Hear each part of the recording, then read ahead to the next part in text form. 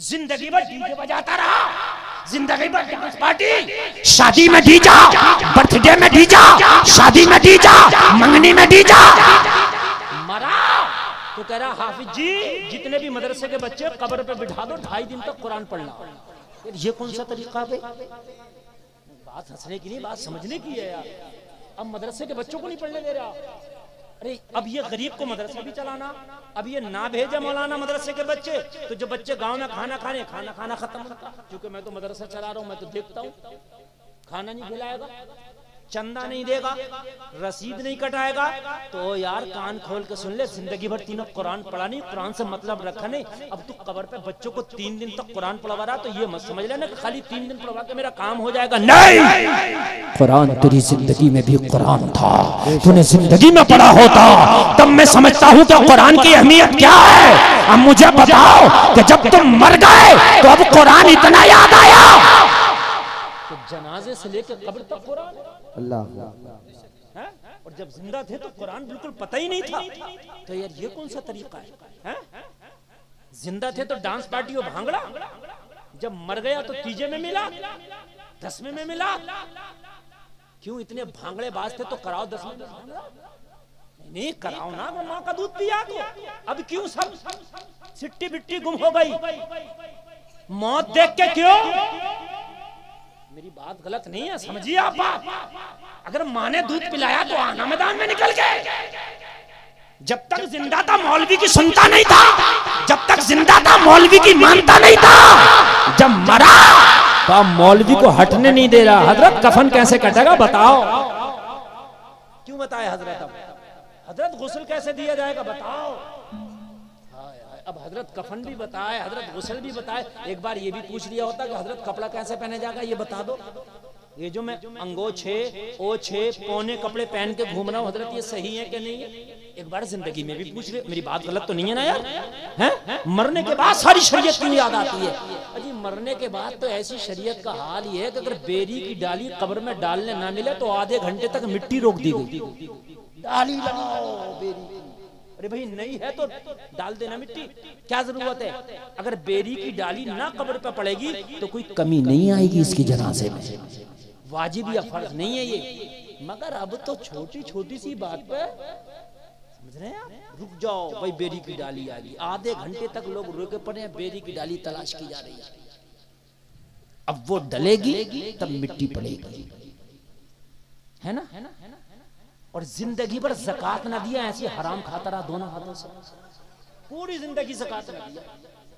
तो जो ए मेरे भाई खुदा के लिए ये हंसने की नहीं रोने की बात है, अफसोस की बात है। पूरी जिंदगी हराम खाता रहा, गरीबों का माल खाता रहा। यअकुलून फी बुतूनिहिम इल्लन नारा, जो मिस्कीनों का गरीबों का माल खाता है वो अपने पेट में जहन्नम की आग भरता है। अल्लाहु अकबर, अल्लाहु अकबर, अल्लाहु। अब आई शरीयत याद, शरीयत मेरे भाई जिंदगी में सामने लाओ। बात समझ में आ रही है कि नहीं आ रही है यार? अगर किसी की बेटी का, बहन का, माँ का इंतकाल हो गया तो अब शरीयत का ये हाल है, ये हाल है कि 5 कपड़ों में उस औरत को कफनाया गया। मौत ने उसकी आवाज पर पर्दा डाल दिया, 5 कपड़ों में लपेट दिया गया। कैसा पर्दा है, ना बाल दिख रहा, ना खून दिख रहा, ना उसका आवाज पर्दे में है। लेकिन फिर भी शरीयत का भी इतना ख्याल है, अगर कब्र में उतारा जा रहा है तो भाई बोला अभी मेरी बहन को कब्र में ना उतारो, शौहर बोला अभी मेरी बीवी को कब्र में ना उतारो, बाप बोला अभी मेरी बेटी को कब्र में ना उतारो। सारे लोग खामोश है, क्यों? अभी क्यों नहीं उतरवाना चाहता? अभी क्यों कब्र के अंदर अपनी बीवी, माँ, बहन को दाखिल करना चाहता? जवाब दिया, गैर लोग जरा दूर हो जाए। अगर किसी के पास चादर या रुमाल हो, कब्र के चारों तरफ से लगा लिया जाए ताकि पर्दा हो, पर्दे में जनाजा जाए। ये चीज गलत नहीं, अच्छी है। मगर मुझे बता, ए भाई, ए बीवी के शौहर, ए बेटी के बाप, आज मरने के बाद तुझे चादर याद आई जब ये बाजारों में बेपर्दा घूमती थी? काश तुझे जब ये चादर याद आ गई होती तो इसे कब्र में सुकून और राहत मिल गई। सुभान अल्लाह, नारे तकबीर, नारे रिसालत, नारे हैदरी, नारे गौसियत, मुसलके आला हजरत अहमदे मुस्तफ़ा कॉन्फ्रेंस जिंदाबाद जिंदाबाद। माशाअल्लाह माशाअल्लाह। काश ये चादर तुझे जिंदगी में याद आई होती तो तेरी माँ को कब्र में सुकून मिलता, तेरी बीवी को कब्र में सुकून मिलता, तेरी बहन को कब्र में सुकून मिलता। जलसे में आने वालों कान खोल के सुन लो, शरीयत मरने के बाद इतने जी फॉलो करते हो, इतनी मरने से पहले फॉलो कर लो। खुदा की कसम जन्नती होके मरोगे, जन्नती होके मरोगे, मरने से पहले फॉलो करो। मरने के बाद तो दूसरों के रहमो करम पर है। वो कबूल हुआ कि नहीं हुआ यार? जब जिंदा हो तब शरीयत को फॉलो करो, ठीक है? तो मेरी कमर में चिनका आ गया, ठीक है? अब नमाज पढ़ा तो रुकू नहीं होता यार, लेकिन मैंने कहा करना आया। क्या है? रुकू करना आया। जब मैंने रुकू किया, कसम खा के बता रहा हूँ, मिंबर रसूल पे बैठा हुआ तो बहुत मुश्किल से, लेकिन जब मैंने सही हालत में रुकू किया तो रुकू में कमर बिल्कुल सीधी करना होती है, ठीक है? देख लीजिए, मैं तरीका बता रहा हूँ। ये मेरी उंगली देखिए, उंगली देखिए मेरी, ये बिल्कुल सीधी करना होती है। जो ये हमारी ये है ना सर, ये ना तो कमर से ऊंचा हो ना नीचा हो, बिल्कुल कमर के लिए बिल्कुल, समझ रहे हैं? रुकू का तरीका बता रहा हूं मैं। और घुटनों को मजबूती से पकड़े हो, ठीक? और ये 3 उंगलियां सामने, पैरों में 4 उंगल की जगह हो, निगाह पैरों पर हो, ठीक है? ये रुकू का तरीका है। बाखुदा बता रहा हूँ, सही तरीके पर नमाज पढ़ के निपटा, जब निपटा तो कमर का दर्द ही खत्म हो गया। सुभान अल्लाह सुभान अल्लाह। इसलिए कि जब सही लेवल में मैं कमर को लाया ना और गर्दन को उसके लेवल में लाया ना, तो जो नस कहीं पे खिंच गई थी वो अपनी जगह आ गई। सुभान अल्लाह सुभान अल्लाह। नमाज तो पढ़ो। वो अंग्रेज बोला, अगर ये तेरे नबी ने तरीका बताया है तो मुस्तफ़ा दुनिया के सबसे बड़े टॉप क्लास के डॉक्टर और हकीम है। सुभान अल्लाह सुभान अल्लाह। अब जरा सुनिए सुनिए सुनिए। कैसे? मुसलमान बोले कैसे? एक आदमी भी मेरी बात को मिस नहीं करेगा। कैसे? कहने लगा सुन, दिमाग की जो नसें हैं वो बड़ी बड़ी बड़ी बारीक होती हैं, बहुत बारीक होती हैं, बहुत बारीक होती हैं। सही बात तो ये है, पूरी दुनिया में अभी कोई ऐसा डॉक्टर नहीं बना जो दिमाग की सारी नसों के बारे में जानता हो। दिमाग की सारी नसों के बारे में अभी दुनिया का कोई डॉक्टर नहीं जानता। ये बड़ी बारीक मामला है। अल्लाह ने दिमाग को ऐसा फंक्शन बनाया है, ऐसा फंक्शन देके दिमाग का भेजा है कि दुनिया वाले अभी इस फंक्शन तक पहुंच नहीं पाए हैं। दुनिया ने दिमाग को देख के मेमोरी कार्ड बनाया, लेकिन मेमोरी कार्ड की लिमिट बना दी 500 GB, 1000 GB। बोलो है कि नहीं? लिमिट है। अल्लाह ने दिमाग ऐसा बनाया कि इसे जितना इस्तेमाल करो इतना ही ये बढ़ता चला जाता है। बोलो है कि नहीं है? इसकी जीबी की कोई हद ही मुकर्रर नहीं है, जितना इस्तेमाल करो इतना दिमाग बढ़ जाता।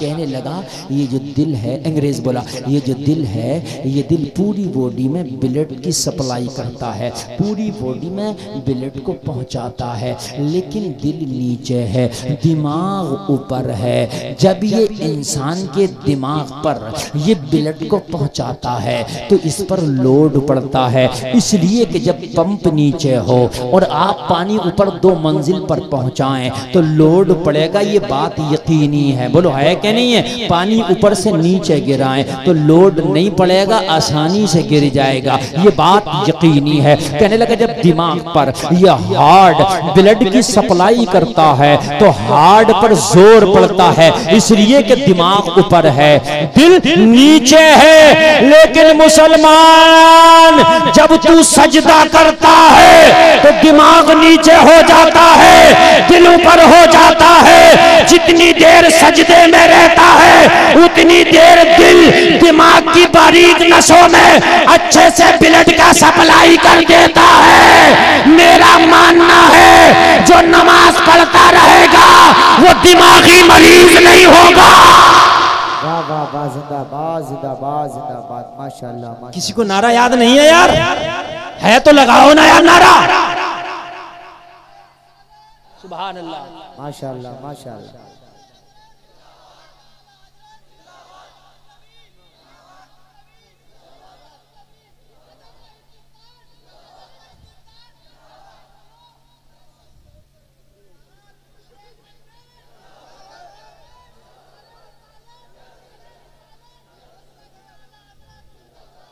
ये नारे वाला नौजवान माशाअल्लाह बड़ा अच्छा नौजवान है। देखिए दिल से लगा है ना, ऐसी काम रस्मन नहीं हो, दिल से तरक्की तेरे नबी के तरीके में है जी। दुनिया में तरक्की बोलिए नहीं है, दुनिया के तरीके में तरक्की नहीं है। आज जो पूरी दुनिया हमारे ऊपर चढ़ बैठी है, फिलिस्तीन में देखो आज मुसलमानों का क्या हाल हो रहा। लोगों बहुत बड़े वहाँ नंगा नाच जुल्म बर्बरियत का नाचा जा रहा। बहुत छोटी छोटी बच्चियाँ, छोटे छोटे बच्चे बेगुनाह लोगों को मारा जा रहा है। लोगों आज ये हमारी हालत क्यों हो गई? वजह सिर्फ ये है कि हम दुनिया के पीछे भागे, दुनिया ने हमें ठोकर से मारा। काश हम दुनिया के पीछे ना भाग के मुस्तफ़ा के तरीके को अपनाते, ये दुनिया हमारे पीछे जा रही होती। दुनिया हमारे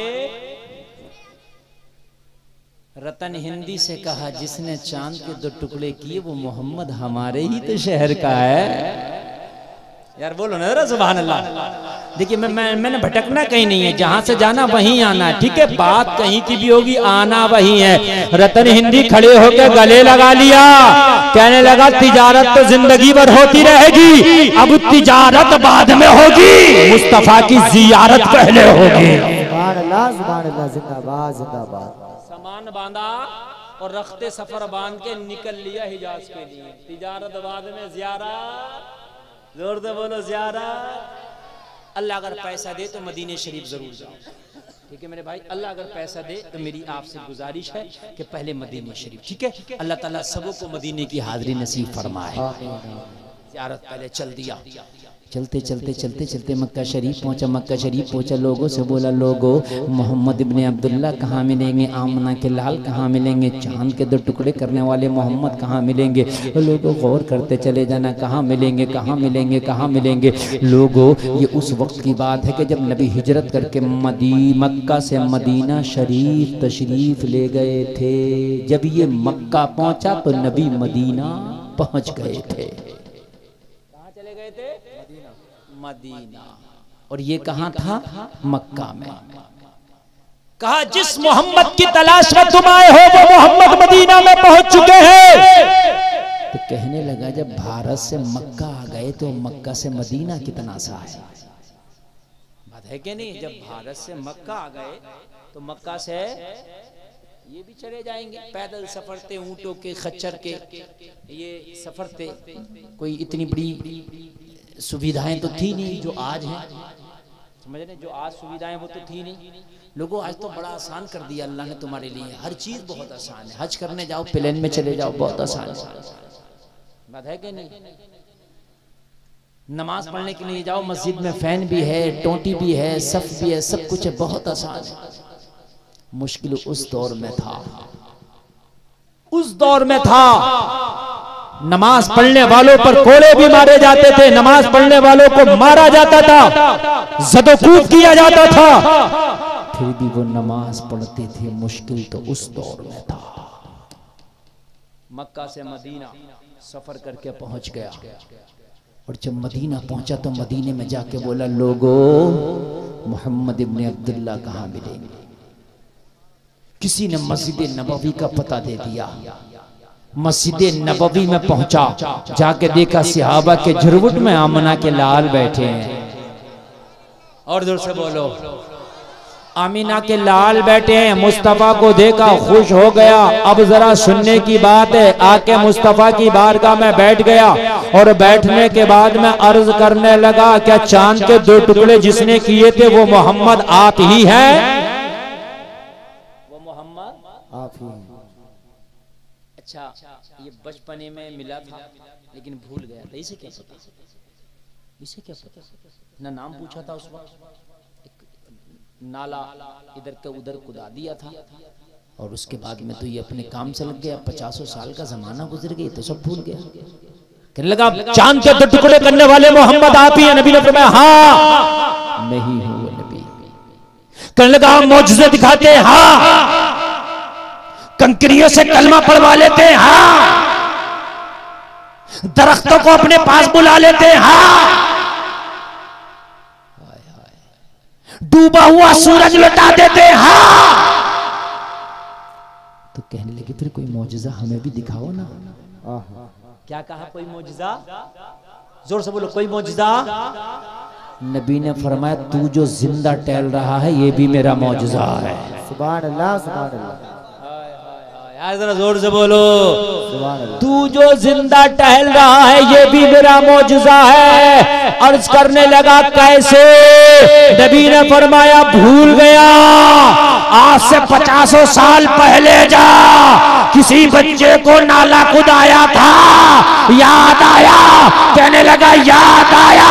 नबी ने फरमाया वो बच्चा कोई और नहीं मैं ही था। मैंने हाथ उठा के दुआ किया था, या अल्लाह इसकी उम्र में बरकत अता फरमा, तू जो जिंदा है मेरी दुआ की बरकत है। नारे तकबीर, नारे रिसालत, नारे हैदरी, नारे गौसियत, मसलके आला हज़रत जिंदाबाद, जिंदाबाद, सुभान अल्लाह, सुभान अल्लाह। अब इसको सब कुछ याद आ गए, कहने लगा वो आप थे, हाँ मैं था। तो कहने लगा इससे बड़ा मौजज़ा क्या है? अब कुछ दिखाने की जरूरत नहीं है, मुझे कलमा पढ़ा दे। सुभान अल्लाह, सुभान अल्लाह। दाखिले इस्लाम हुआ, नबी की खिदमत में रहा, कई जंगें मुस्तफा के साथ लड़ी, कई गज़वात में शामिल रहा और फिर मुस्तफा की खिदमत करने के बाद इजाजत लेके फिर भारत आ गया। ठीक है, और भारत आने के बाद 100 साल नहीं जिए, 200 साल नहीं जिए, 300 साल नहीं जिए, 400 साल नहीं जिए, 500 साल नहीं जिए, पूरे 700 साल उम्र पाई। कितने साल? पूरे 700 साल उम्र पाई। 700 साल के बाद विशाल हुआ। आज भी उनका मजार भटिंडा पंजाब में है, कभी जाना हो तो जाके जियारत करना। ये है मुस्तफा का मौजज़ा। बरेली के रज़ा ने तभी तो डंडा, तभी तो कलम उठा के बोला, कौन देता है देने को मुंह चाहिए, देने वाला है सच्चा हमारा। तरक्की तेरे नबी के तरीके में, तकरीर का उन्वान ही है। अल्लाह फरमाता लोगों अगर कोई जाएगा ना तो मेरा नुकसान नहीं करेगा, अपना नुकसान करेगा। इसलिए कि जो मैं तकरीर बोल रहा हूं ना, ये तकरीर तुम्हें बिस्तर पे नहीं मिलेगी। अगर आप यहां सुनोगे ना तो शायद आप इस तकरीर से कुछ हासिल कर सको। जो बैठेगा वो पाएगा, जो जाएगा वो खोएगा।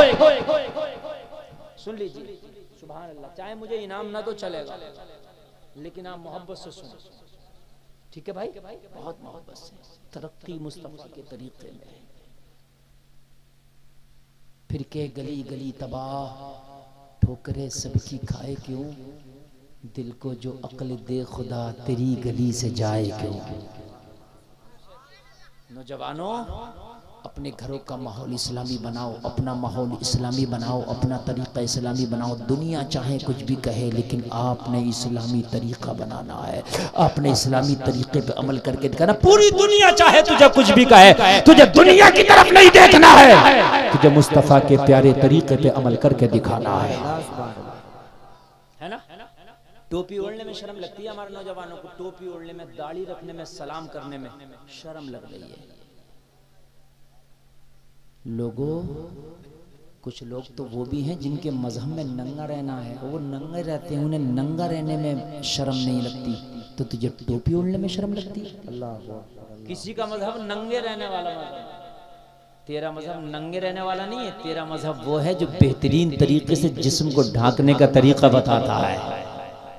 बोलो बोलो बोलो, है क्या नहीं है? जी। क्या यार तेरा मजहब है औरत को ज्यादा ढांकने की जरूरत है, तो औरत का लिहाज इतना किया है इस्लाम ने कि मरने से पहले भी औरत का दर्जा और मरने के बाद भी देख। औरत का जिस्म सर से लेके पैर तक औरत है, तो मरने के बाद मर्द को 3 कपड़े का कफन दिया, तो इस्लाम ने औरत को 5 कपड़े का कफन दिया। सुभान अल्लाह, सुभान अल्लाह। दुनिया नंगा रहना सिखा रही है, इस्लाम तेरी शर्म को, इस्लाम तेरे बदन को बेहतरीन तरीके से ढांकना बता रहा है ना?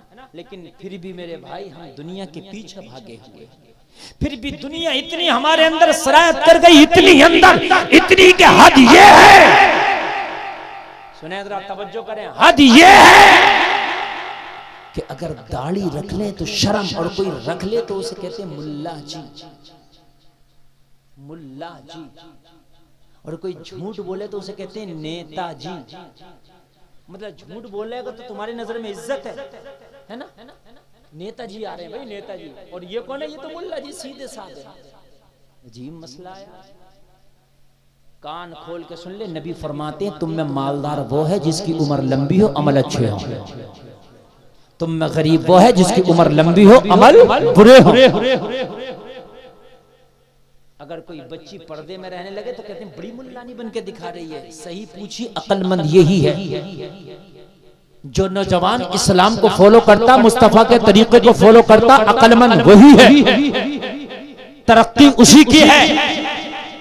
अच्छा, कुछ नौजवान कहते हैं हजरत शादी के बाद रख लेंगे दाढ़ी। अरे भाई, शादी में दाढ़ी कहाँ आड़े आ रही है?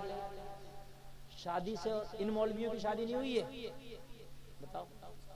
और इनकी 1 साल पहले भी मौलाना साहब की हुई है, नहीं हुई है? बताओ मुझे, कि दाढ़ी रोक रही है शादी से? वो शादी के बाद, शादी के बाद तुझे पता तेरी शादी होगी, मर गया तो ये पता किसी की शादी होगी? हमने तो बारात के दिन भी दूल्हा मरता देखा है। बारात की तैयारी है, दूल्हा मर गया। तो कहते हैं वो हजरत असल में रिश्ता नहीं होगा, और जब सब रख लोगे तो क्यों नहीं होगा? अरे जब सभी रख लोगे तो क्यों नहीं होगा? बात है कि नहीं? मगर मसला ये है, नकटे बोले सकते, यानी जो अच्छा काम करे मुआशरे में उसे दूसरी नजर से देख रहे हैं, जो बुरा काम करे उसे अच्छी नजर से देख रहे हैं। एक मुल्क में बादशाह की नाक कटी हुई। अब उसको जो देखता मजाक बनाता, उसने सोचा मैं तो बादशाह हूं ना, उसने सबकी कटवा दी। अब जब सबकी कट गई तो जाहिर सी बात है, अब सब एक से हो गए तो कोई किसी की मजाक बनाता ही नहीं, जो सब एक से थे। अभी सब नंगे घूमना शुरू कर दो, सब नंगे घूमना शुरू कर दो, कोई भी किसी की नहीं बनाएगा।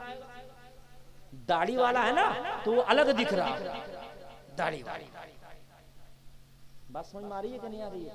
दाढ़ी वाला।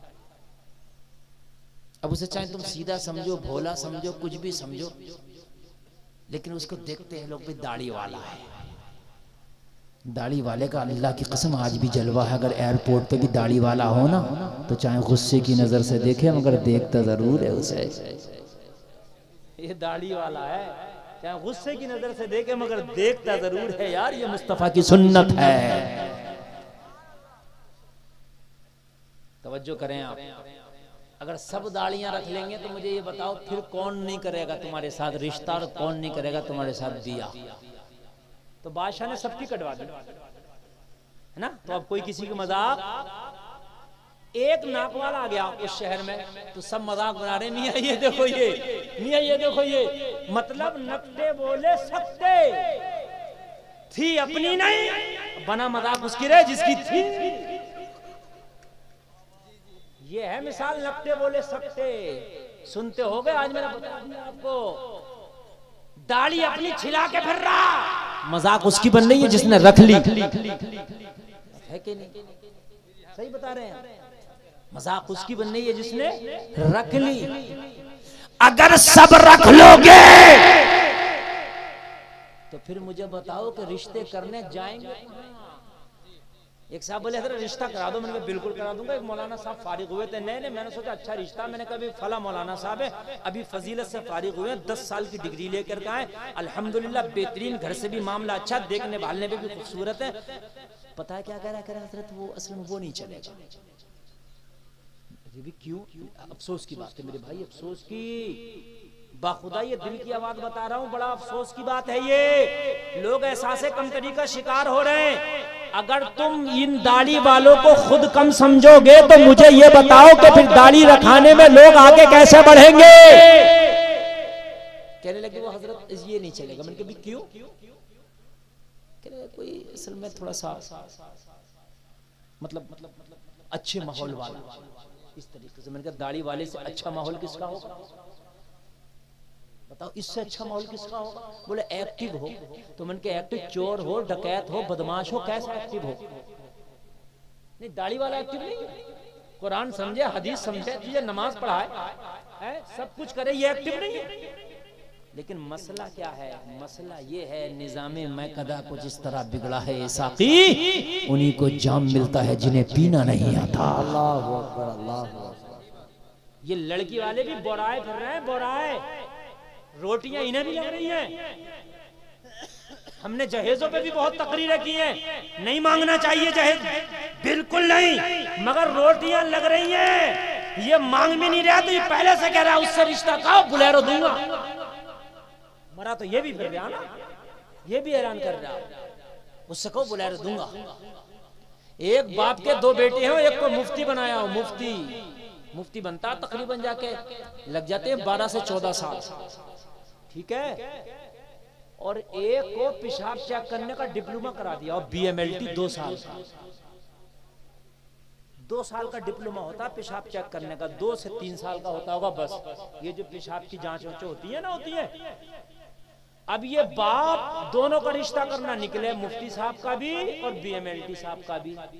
तो लड़की वाले कहेंगे, वो कहेगा मुफ्ती साहब बड़े हैं, पहले इनका करूंगा, तो कहेगा मुफ्ती साहब का तो बाद में बात करिए, डॉक्टर साहब का अगर करना हो तो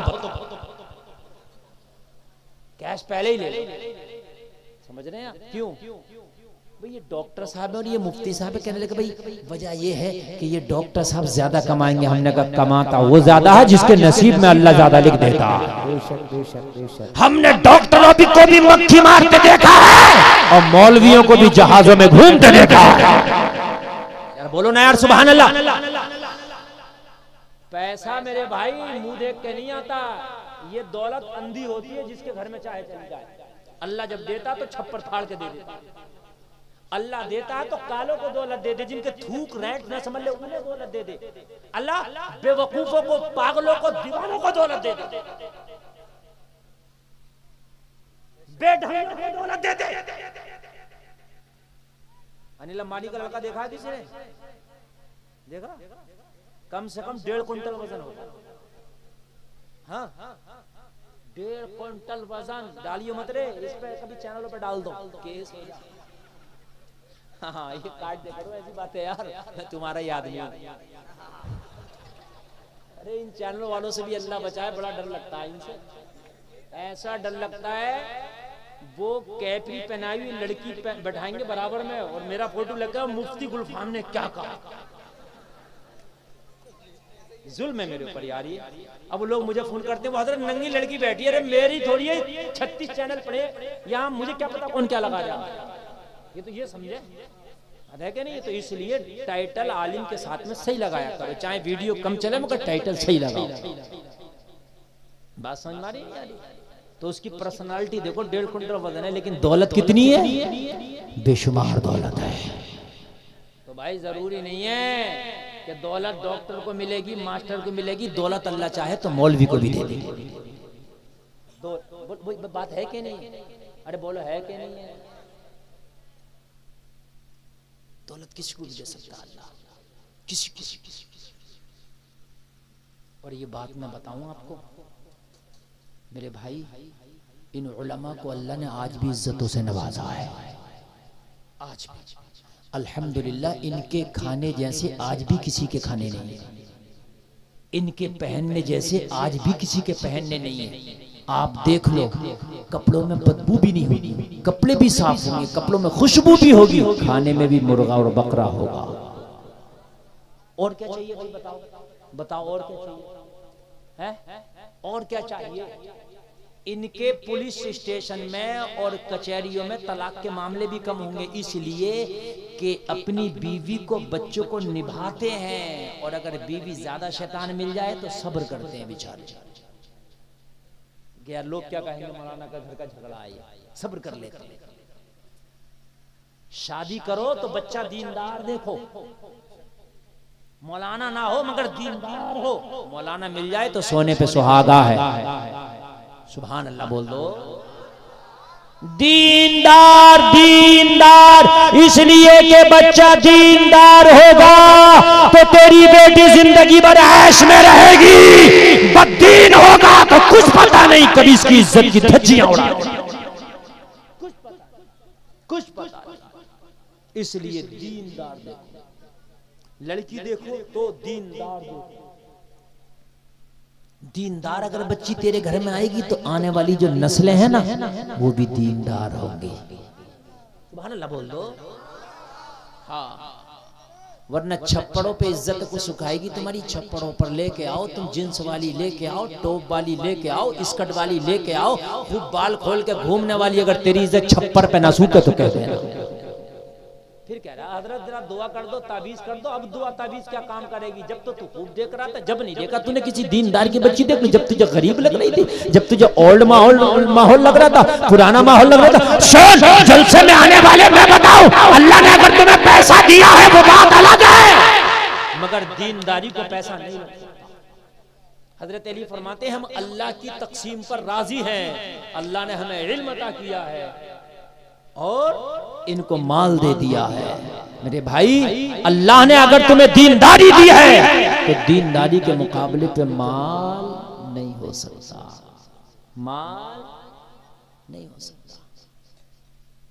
मगर मियाँ, ये जिला संभल में आता है, ये जिला संभल या ला, ये पूरे हिंदुस्तान में बदनाम है। ये संभल उपरारा इलाका